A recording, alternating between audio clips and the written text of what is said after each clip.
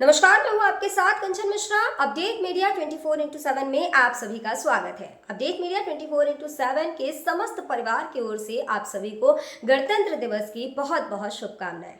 यह दिन हमारे देश की स्वतंत्रता, समानता और भाईचारे का प्रतीक है। 26 जनवरी 1950 को हमारा संविधान लागू हुआ था, जिसने हमें लोकतंत्र में अपने अधिकारों और कर्तव्यों का बोध कराया। हमें गर्व है कि हमारे संविधान ने हर नागरिक को समानता, स्वतंत्रता और न्याय का अधिकार दिया है। यह दिन भारत के संविधान लागू होने की याद में मनाया जाता है। भारत का संविधान 26 जनवरी 1950 को लागू हुआ था। इस दिन दिल्ली के राजपथ पर परेड और झांकियां निकाली जाती हैं। भारत के राष्ट्रपति तिरंगा फहराते हैं और 21 तोपों की सलामी दी जाती है। आओ झुककर सलाम करें उन्हें जिनके हिस्से में ये मुकाम आता है। खुशनसीब होता है वो खून जो देश के काम आता है। ना पूछो जमाने से कि क्या हमारी कहानी है, हमारी पहचान तो बस इतनी है कि हम सब हिंदुस्तानी हैं। ना जियो धर्म के नाम पर, ना मरो धर्म के नाम पर, इंसानियत ही है धर्म वतन का, बस जियो वतन के नाम पर। एक बार फिर से आप सभी को अपडेट मीडिया 24x7 के समस्त परिवार की ओर से गणतंत्र दिवस की बहुत। भारत का गणतंत्र दिवस 26 जनवरी को क्यों मनाया जाता है? जैसा कि आप जानते हैं कि गणतंत्र दिवस हमारा राष्ट्रीय पर्व है जो 26 जनवरी को मनाया जाता है। हर साल गणतंत्र दिवस के दिन भव्य परेड का योजना बनाया जाता है जो इंडिया गेट से राष्ट्रपति भवन तक होता है। इस परेड के दौरान थल सेना, वायुसेना और नौसेना के जवान शामिल होते हैं। इस परेड के दौरान तीन सेनाओं के प्रमुख राष्ट्रपति को सलामी देते हैं। यही नहीं, इस दिन तीन सेनाएं आधुनिक हथियारों का प्रदर्शन भी करती हैं जो राष्ट्रीय शक्ति का प्रतीक है। लेकिन आप जानते हैं कि गणतंत्र दिवस 26 जनवरी को ही क्यों मनाया जाता है? दरअसल 1950 ईस्वी में मुझे भारत सरकार अधिनियम को हटाकर भारत का संविधान लागू किया गया था। संविधान को लागू करने के लिए 26 जनवरी का दिन इसलिए चुना गया क्योंकि साल 1929 में दिसंबर में लाहौर में भारतीय राष्ट्रीय कांग्रेस का अधिवेशन पंडित जवाहरलाल नेहरू की अध्यक्षता में हुआ था। इस अधिवेशन में प्रस्ताव पारित कर इस बात की घोषणा की गई कि यदि अंग्रेज सरकार द्वारा 26 जनवरी 1930 तक भारत को स्वतंत्र देश का दर्जा नहीं दिया गया तो भारत को पूर्ण रूप से स्वतंत्र देश घोषित कर दिया जाएगा। जब अंग्रेज सरकार ने कुछ नहीं किया तब कांग्रेस ने 26 जनवरी 1930 को भारत को पूर्ण स्वराज घोषित कर दिया। 26 जनवरी 1950 के दिन सुबह 10:18 पर भारत एक गणतंत्र बना। इसके 6 मिनट बाद 10:24 पे राजेंद्र प्रसाद ने भारत के पहले राष्ट्रपति के रूप में शपथ ली। इस दिन पहली बार बतौर राष्ट्रपति डॉक्टर राजेंद्र प्रसाद बग्घी पर बैठकर राष्ट्रपति भवन से निकले थे। इस दिन पहली बार भारतीय सैन्य बल की सलामी ली।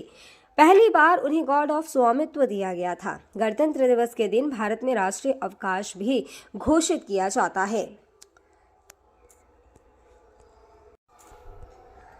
यह हमारे देश के लिए बेहद ही खास पर्व है। साथ ही यह हमारे लिए बेहद ही गर्व का विषय है कि हमारे राष्ट्र को एक गणराज्य के रूप में स्थापित हुए 76 वर्ष पूरे हो चुके हैं।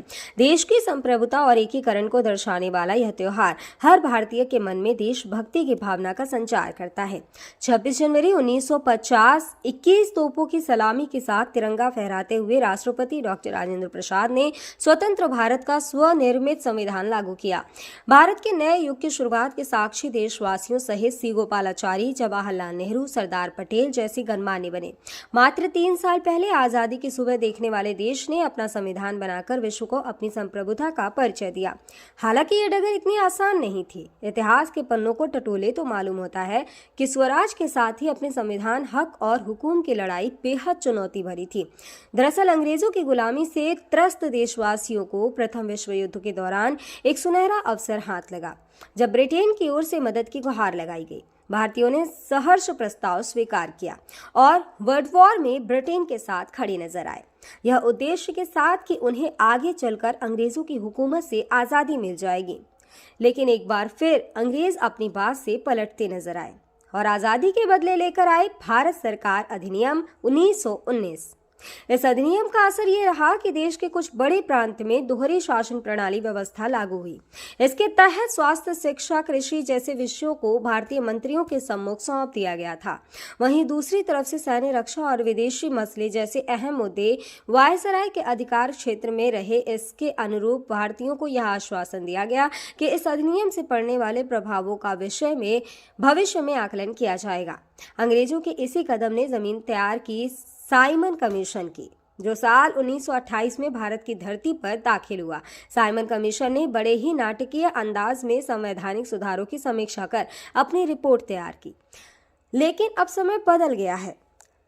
अब देशवासी अंग्रेजों के बहकावे में नहीं आने वाले थे, क्योंकि स्वराज के साथ साथ अपने संविधान की मांग भी धीरे धीरे देशवासियों के मन में परवान चढ़ने लगी थी। साइमन कमीशन रिपोर्ट के बाद देश भर में जमकर आंदोलन हुए। इसे शांत करने के लिए ब्रिटिश सरकार ने राउंड टेबल कॉन्फ्रेंस का आयोजन किया। हालांकि देश के सभी वर्ग के नेता इसमें शामिल नहीं थे, इसलिए ये एक असफल प्रयास सिद्ध हुआ। लेकिन जहां एक तरफ ब्रिटिश हुकूमत भारतीयों के इरादों को एक बार फिर भुलाने के जद्दोजहद में लगी थी, तो वहीं दूसरी तरफ देश के वीर सपूतों ने अपने संविधान का खाका तैयार भी कर लिया था। साल 1928 में मोतीलाल नेहरू सहित 8 कांग्रेस नेताओं ने एक संविधान का मसूदा तैयार किया, जिसकी नींव 1921 में भारतीय राष्ट्रीय कांग्रेस के कराची अधिवेशन में तय की गई थी। इस तरह स्वतंत्र भारत के संविधान की रूपरेखा सजने लगी थी। समय का पहिया आगे बढ़ता गया। फिर आया गवर्नमेंट ऑफ इंडिया एक्ट 1935, जिसे हमारे संविधान का संरचनात्मक आधार कहा जाता है। दूसरे शब्दों में कहें तो यह एक फाउंडेशन बन गया, जिसके ऊपर मौजूदा संविधान की भव्य इमारत खड़ी हो गई।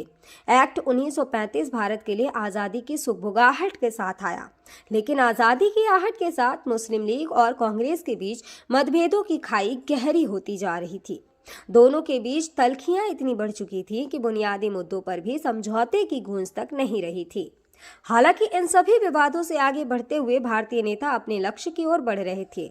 दूसरे विश्व युद्ध के दौरान 1945 में सभी पार्टियों की सहमति से संविधान का प्रारूप तैयार कर लिया गया था, जिसे सार्वभौमिक वयस्क फ्रेंचाइजी स्वतंत्रता और समानता के साथ अल्पसंख्यकों के अधिकारों की रक्षा का विशेष ध्यान रखा गया था।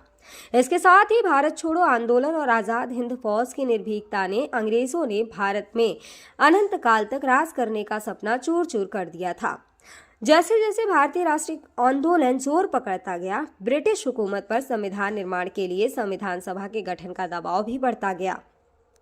इस गहमा गहमी के बीच आखिरकार 9 दिसंबर 1946 में नई दिल्ली के संवैधानिक हॉल में संविधान सभा की पहली बैठक हुई, जिसमें महात्मा गांधी को छोड़कर उस वक्त के राष्ट्रीय आंदोलन से जुड़ी करीब हर बड़ी शख्सियत शामिल थी, जिसका मुस्लिम लीग ने भारत को 2 हिस्सों में बांटे नए मुल्क पाकिस्तान की मांग को लेकर बैठक का बहिष्कार किया। लिहाजा पहली बैठक में कुल 207 सदस्यों ने हिस्सा लिया, जहां सभा के सबसे वरिष्ठ सदस्य डॉक्टर सच्चिदानंद सिन्हा को सभा का अस्थायी सदस्य चुना गया।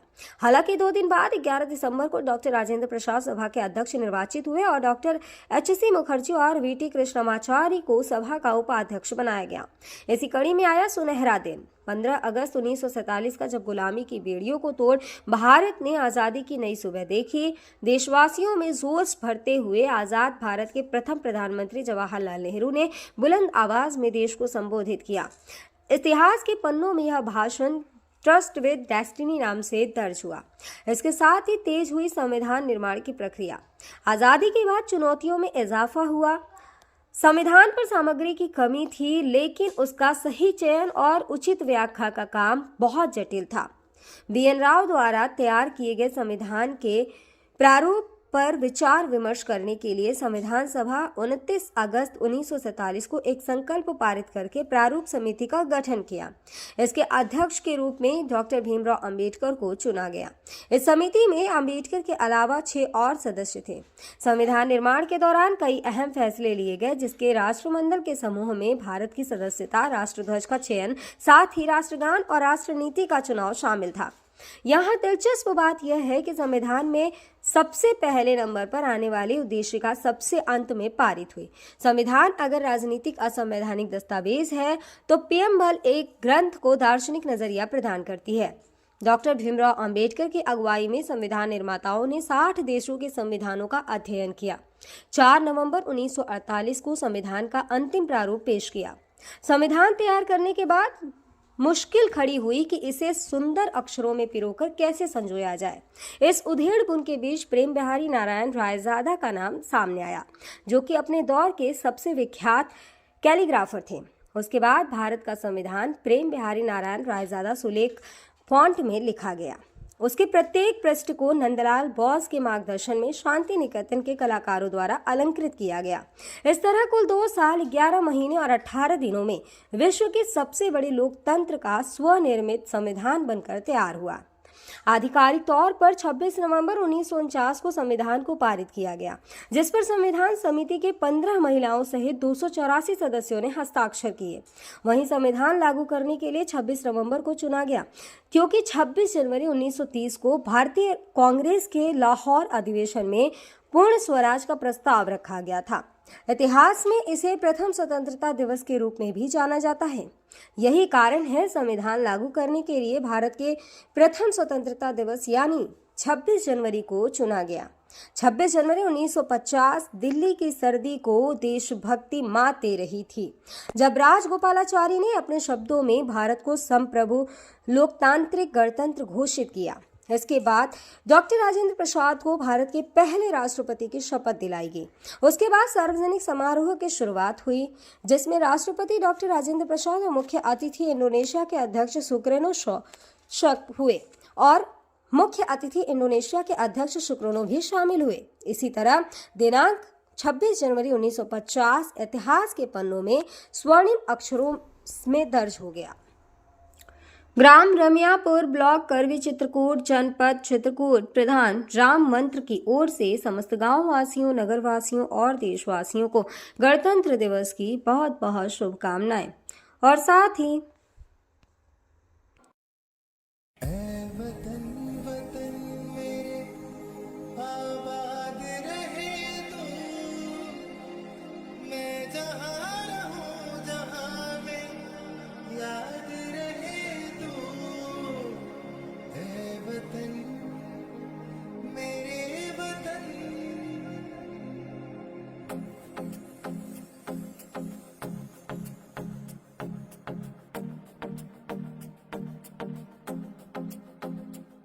मेरा रंग दे,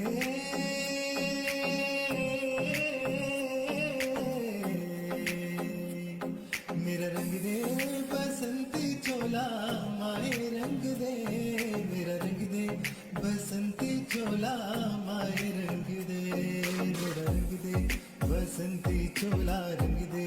भारत में एक और बीमारी ने दस्तक दे दी है। ये बीमारी है HMPV। चीन के बाद अब भारत में भी HMPV ने दस्तक दे दी है। भारत में HMPV के 2 केसेस मिले हैं, जिसके बाद लोगों के मन में डर और सवाल पैदा हो गए हैं। सवाल ये कि HMPV वायरस क्या है, HMPV वायरस के लक्षण क्या है, HMPV वायरस से कैसे करें बचाव, और क्या HMPV कोई नया वायरस है?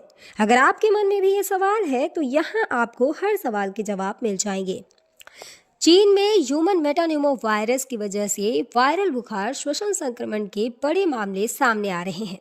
कर्नाटक में 2 मामले सामने आए हैं, जिनमें बेंगलुरु में भी 8 महीने की बच्ची में इस वायरस के संक्रमण का मामला सामने आया है।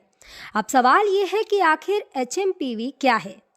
HMPV यानी ह्यूमन मेटान्यूमो वायरस एक श्वसन वायरस है जो फ्लू जैसे लक्षण पैदा करता है। अब निचले और ऊपरी श्वसन संक्रमण जैसे सर्दी का कारण बनता है। यह एक मौसमी बीमारी है जो आमतौर पर सर्दियों और शुरुआती वसंत में होती है, जो RSV यानी रेस्पिरेटरी सिंसिटियल वायरस और फ्लू के समान होते हैं। इससे बचाव के लिए HMPV आमतौर पर बच्चों में ही डिटेक्ट होता है। सभी फ्लू सैंपल में से 0.7 फीसद में HMPV होते हैं। इसके लक्षण है कि HMPV वायरस को ह्यूमन मेटान्यूमो वायरस या ह्यूमो वायरस कहते हैं, जिसके लक्षण काफ़ी हद तक सामान्य सर्दी जुकाम के समान होते हैं। सामान्य मामलों में यह खांसी या गले में घरघराहट, नाक बहने या गले में खराश का कारण बनता है। छोटे बच्चों या बुजुर्गों में HMPV का संक्रमण गंभीर हो सकता है। कमज़ोर ह्यूमन सिस्टम वाले लोगों में भी ये वायरस गंभीर बीमारी का कारण बन सकता है। कहा जा रहा है कि इस वायरस से संक्रमित मरीजों में सांस लेने में दिक्कत और फ्लू जैसे लक्षण दिखाई दे रहे हैं। इसके इलाज के लिए ज़रूरी है कि इसमें सबसे ज़रूरी होता है कि अगर आपको HMPV के होने का संदेह होता है या इस तरह के कोई लक्षण आपको नज़र आते हैं तो बिना डॉक्टर के सलाह के कोई भी एंटीवायरल दवाओं का इस्तेमाल ना करें। सांस की बीमारी से जुड़े एक्सपर्ट ने लोगों को मानव मेटान्यूमो वायरस से लड़ने के लिए एंटीवायरल दवाओं का आंख बंद कर उपयोग न करने की सलाह दी है। ऐसे में सावधानी बरतें और बिना डॉक्टर के सलाह के कोई भी दवा न लें। फिलहाल इसका कोई टीका अब तक नहीं है। इसके लक्षण जैसा हम पहले ही बता चुके हैं कि सर्दी जुकाम होते हैं। 2023 में England, Britain, Finland, Australia, Canada, America और चीन में HMPV का पता चला था।